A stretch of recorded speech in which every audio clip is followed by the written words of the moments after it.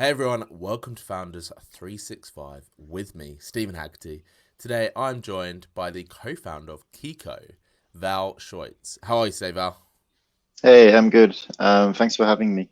Thanks for being here. Saturday morning, what better way to spend a time than chatting to me on a podcast? You're a good man. But thank you Exactly. for being here. I'm really looking forward to discovering more about the Kiko story, what was going on, why you started, and how's it all going. I know you guys have gone through some really cool things. It's a very good product. I was looking, or service, I should say. I was checking it out recently, and so I'm looking forward to this conversation. So, without further ado, with for those people that have never heard of Kiko or know what the service is, just give us an outline and overview of what Kiko is. Yeah, sure. So basically, the whole thing started roughly like a year ago, and it was because I basically started to look into buying a property in Vienna, and because I'm living in London, it's quite difficult to actually, manage your property, rent it out, take care of, the whole tenancy. And so my mom basically said like she won't help me. Basically, I'm on my own. And I was basically like, there must be an app or something, that just does it for you because there's like an app for everything Yeah, nowadays. You can easily listen to your favorite music. You can, get a Uber to take you from A to B, or just get your food delivered to the doorsteps. And I was quite surprised that there's actually not anything in the market which just allows you to quickly rent a property online, and also just takes away, all the admin work that usually comes with running a property.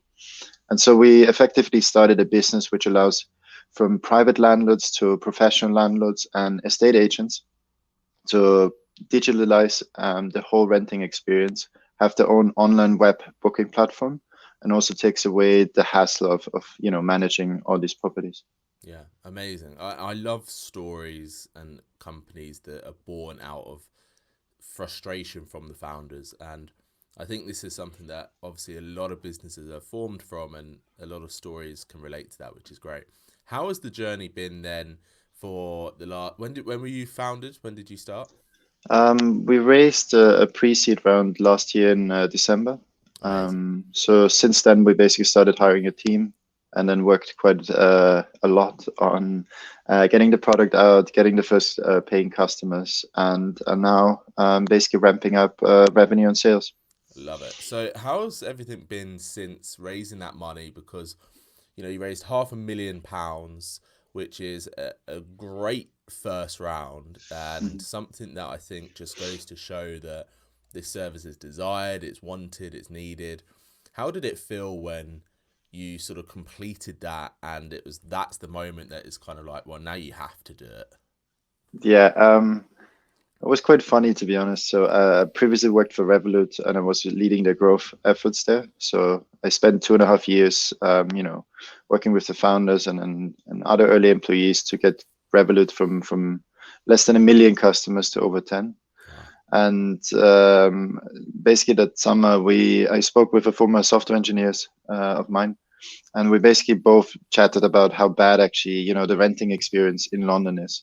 Mm-hmm. Um, and it's not just here, right? I used to live in Vienna, in Milan, and Lisbon, and it always surprised me that for something where you spend most of your money on and spend most of your time at, it's just so difficult to find the place you really like, Mm. and it involves so much back and forth communication between landlords and agents, and yeah, so effectively, like we found the pain point, was surprised that there's a gap in the market, and it seems like not to be properly solved yet. And then basically I reached out to a few investors, including Seedcamp, and they were quite excited by the opportunity. And yeah, everything went quite fast, and then there wasn't any going back. Exactly. No going back. And again, your point was proven, I guess. Let's talk about the rental side of things in London. I think if you walk down any London street, no matter where it is, you see multiple estate agencies, multiple properties for rent. For you to come in and say, listen, we want to disrupt that, we want to change that, we want to make a different experience. That's a big mission. That's a big ask. how do you think, or what is the biggest challenge of that, I should say, on a sort of consumer level, Kiko reaching out to those right people who are going to understand this mission? Yeah, sure. I think, I mean, in the end, it always starts with a great product, right? That solves a really painful problem for people. And I think there's different niches in property rental. Initially, we started with focusing heavily on people that relocate to London, because when I relocated to London, it wasn't possible to rent a property, just from abroad. Similar to how bank accounts had to be opened in the country, it was just not possible, right? And so I found it always quite frustrating, because in the end, you spend a lot of money on an Airbnb, and then you need to basically, search for 2-3 weeks. You need to take vacation in order to basically find a home. And then, London is a quite big city, and until recently, it was very difficult to rent anything because there was a shortage in supply. And so effectively, 3 weeks on the London market isn't much for finding a good flat. Yeah. And And there's so I so much thought, pressure as well when you rent in London. yeah, You exactly. and the estate agent is like, oh, I've got 17,000 other people queuing up to take this apartment. If you need Yeah, it, you need to tell me right now. exactly. And what I always find frustrating is that often you don't have enough pictures or any information about a property online, so you can actually make a decision, right? Yeah. Even if I just want to view it or not. And then additionally to that, if I like a property a lot, I can't just rent it. Like, I need to go through the whole normal process, and then the estate agent might, or the landlord might not see my message, and then I don't see. It's just It's a a lot of back and confusing, forth. I think it's probably one of the most stressful, confusing slash underwhelming things that you can do normally. Yeah. What I love about Kiko is when I was on your site, the walk around feature that you guys have implemented into apartments is outstanding. I mean, it just gives you as a potential tenant that like real life view of what it can be to live there. Was that experience for you? Was that sort of user experience, I should say, something that from day one you wanted to implement? Was that one of those mandatory things that you needed to have? Yeah, I think, we should use technology to make our lives easier, right? And there's certain technology advancing a lot, which is how you can capture the real world and bring it into a digital world. And I first saw the technology, I think, roughly a year ago, and I was quite, surprised that it wasn't largely adopted in the market, because it's good to see pictures, right, or even videos, but it's not the same feeling as actually walking through something, as being there. And I think these 3D models where you can, see every corner and move Yeah. around really the way you want to do, I think that's the future. And I think it just will get better and better with, augmented reality and virtual reality, and all the developments that's happening in that industry. And I think also Apple is pushing a lot with their smartphones and tablets to make it easier for people to capture that virtual world. So to give you an example, most people probably played FIFA or any games from Electronic Arts, or maybe even Grand Theft Auto. And so what they used to do, or similar to movies like Avatar, is they had like professional cameras mapped around you, and they had like dots everywhere to basically capture your face and your facial expressions and how you move, and then try to use this to make games more realistic, right? And the setup used to cost, I think, 100 to half a million, Wow. like a few years ago. And nowadays, you can take an iPad with the LiDAR scanner, and you have the same results, probably even more accurate. And the iPad costs you, I don't know, £500.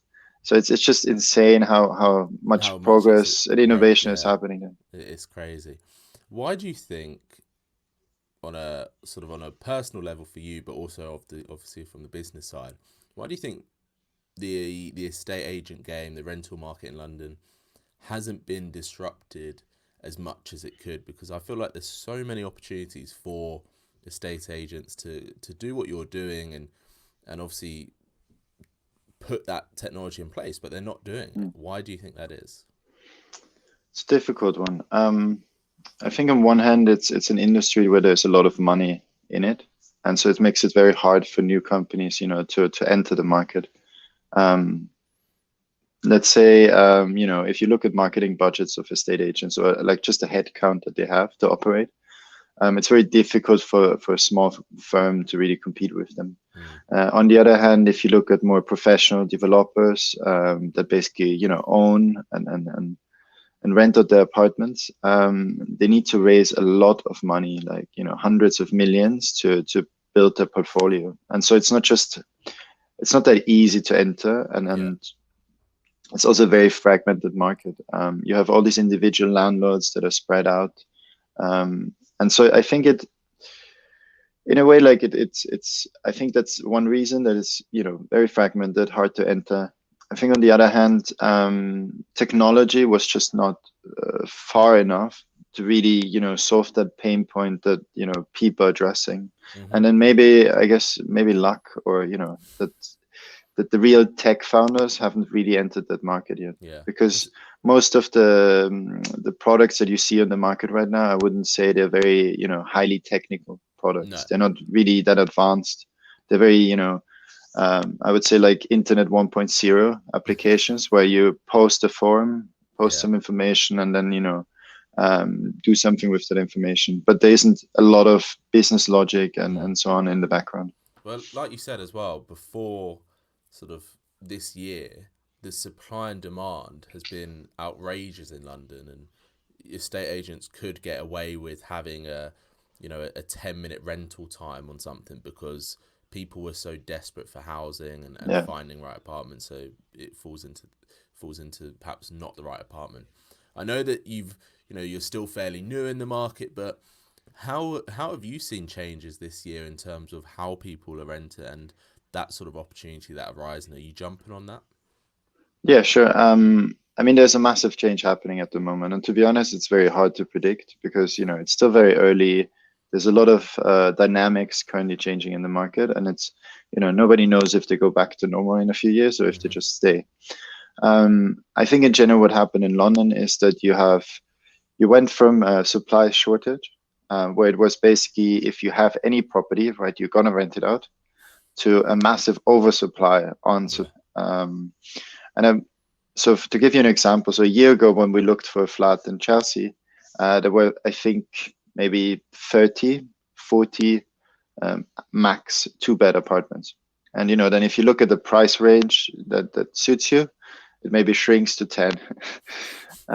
Now you have over 1,000 properties in Chelsea that are two Wow. beds available. And it increases month over month because on one hand you have travel restrictions, so all Mm-hmm. the Airbnbs go in the long-term market. You don't have the international students coming in, and also a lot of the experts are not coming in. And then you have basically a lot of people that either move to the countryside, or like in the outer skirts of London because it's cheaper and they have more space, Mm-hmm. or they went back to their home country or a parent's place because the economy is a bit not in the best place right now. And so that whole change, combined with the restrictions of how you can meet people and how you can do viewings and the whole thing, meant that the industry had to become much more quicker digital than it used to be.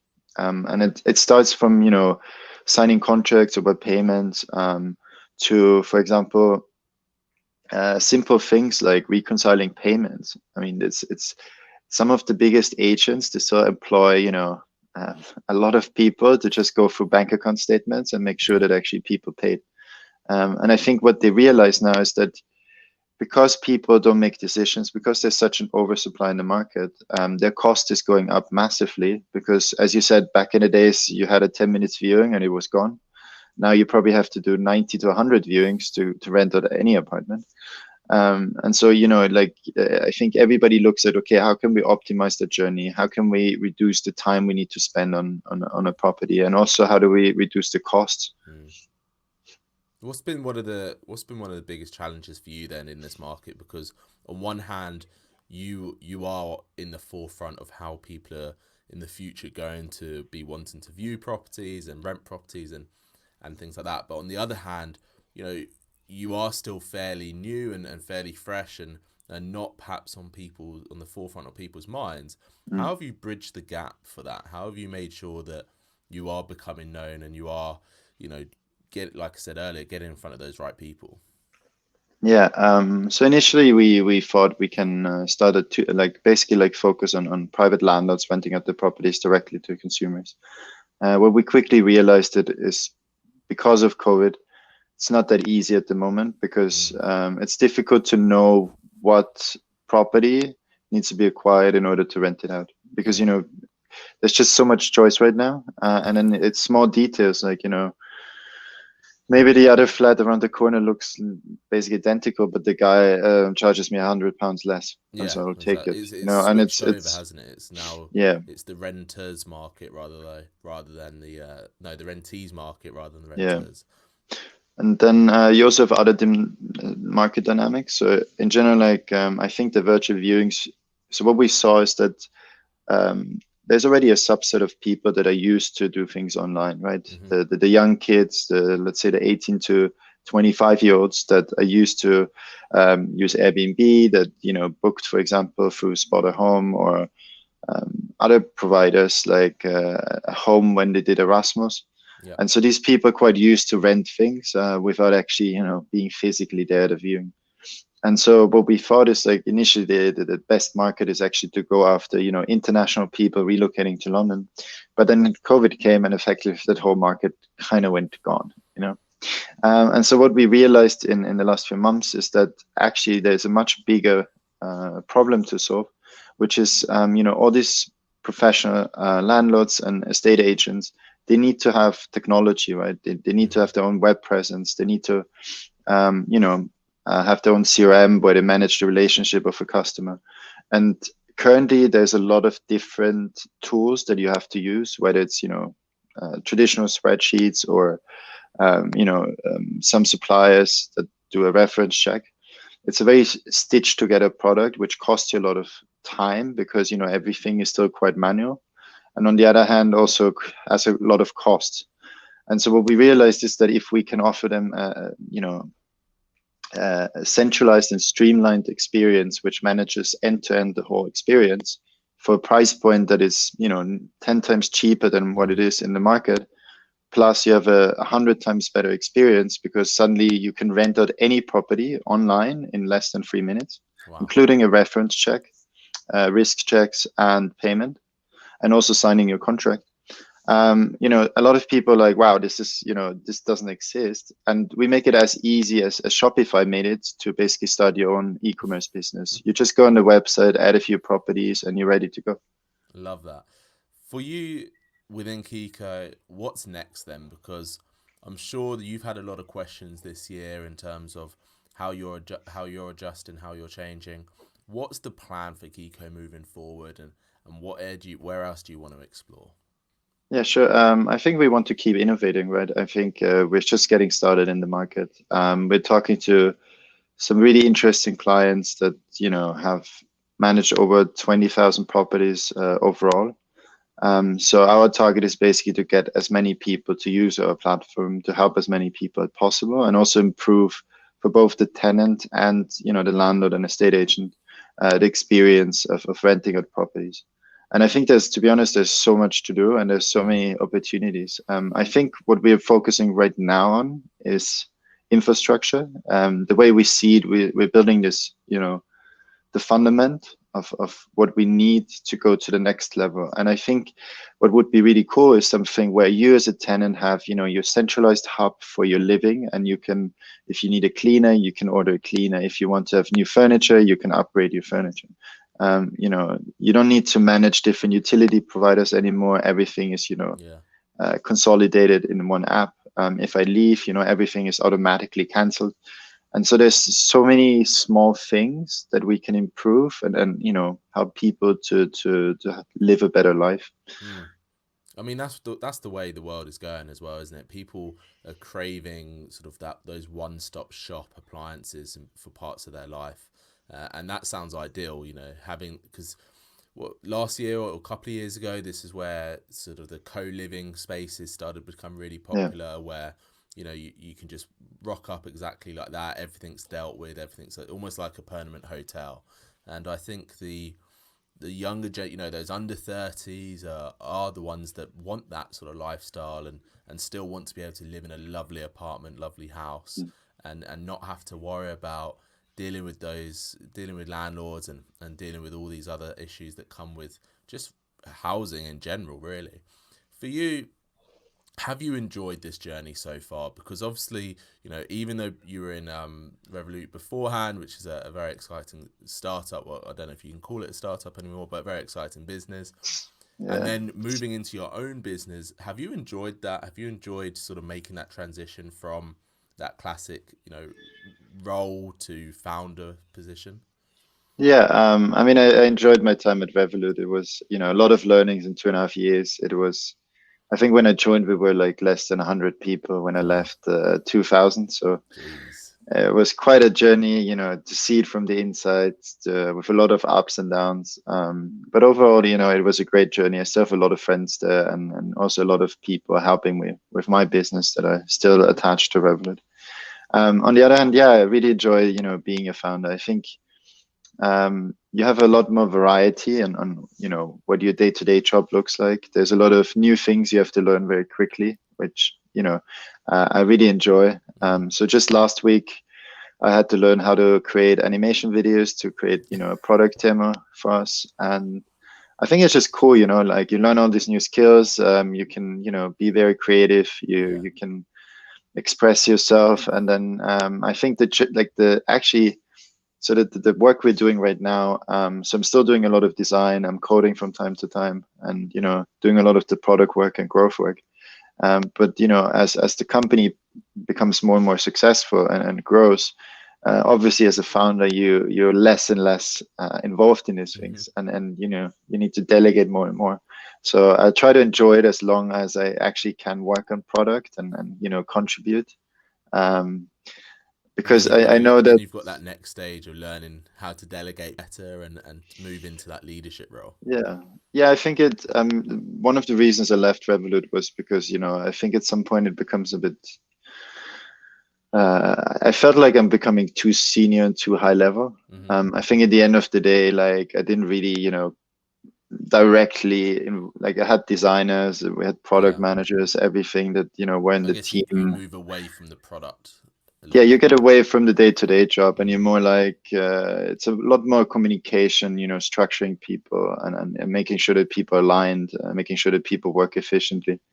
And I think it's exciting, but I felt like at 29 years old, I might go back to actually doing things, hands-on, Yeah. I mean, before I'm getting to a high level. it's a great learning experience as well, going through that sort of fast growth situation, because within your own business, you now know what you really want to do within it, what you always, even though as it grows, you may get a little bit more detached from it, but you're still mentally going to think, I want to be involved in that. I want to make sure I'm still hands on, which is a great place for a founder to be. Yeah.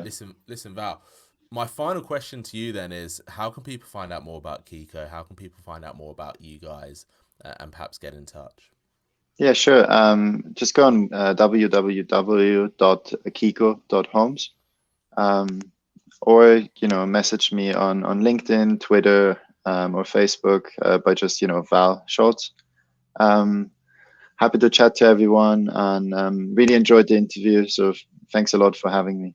No, thank you, Val, for coming on. I wish you all the best of luck with Kiko. I'm sure it is about time that industry got fully disruptive, and it sounds like you're the guys to do it. So well done on that. Congratulations on all your success, and thank you for the conversation today. Thanks.